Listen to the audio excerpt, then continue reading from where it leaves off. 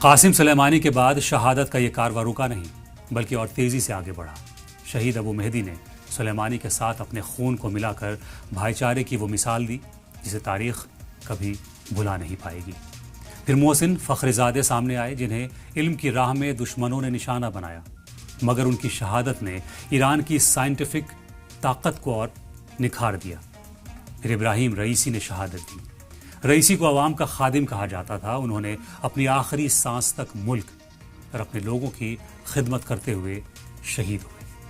ان کے ساتھ شہید حسین امیر عبداللہ حیان نے شہادت کو گلے لگایا۔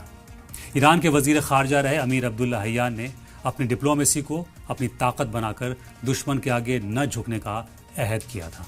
ایک ایک کر کے ایران نے اپنے عظیم سرمایوں کو حق کی راہ میں قربان کر دیا۔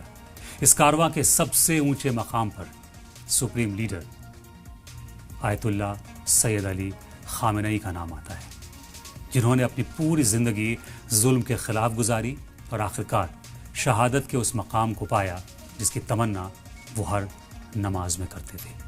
ان کی شہادت نے ایران میں ایک نئے انقلاب کو جنم دیا۔ آیت اللہ سید علی خامنئی کے ساتھ اس شہادت کے سفر میں ایران کی وہ ہستیاں بھی شامل رہیں جو ملک کی ریڑھ کی ہڈی مانی جاتی تھی۔ بریگیڈیئر جنرل عزیز ناصر زادے جو ایران کے وزیر دفاع تھے، انہوں نے اپنی پیشےور مہارت اور جانبازی کو شہادت میں بدل دیا۔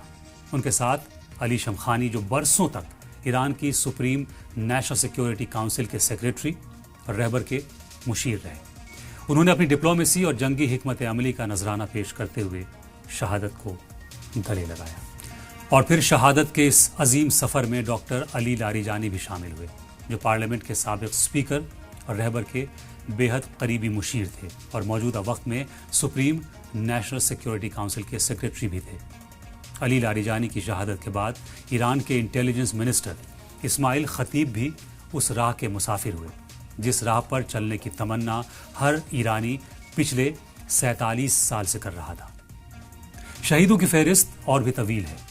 دشمنوں کے ہتھیار کند ہو گئے، گولہ بارود، بوم، میسائل، ڈرون لاچار ہو گئے اور شہیدوں کا خون انقلاب برپا کرتا رہا۔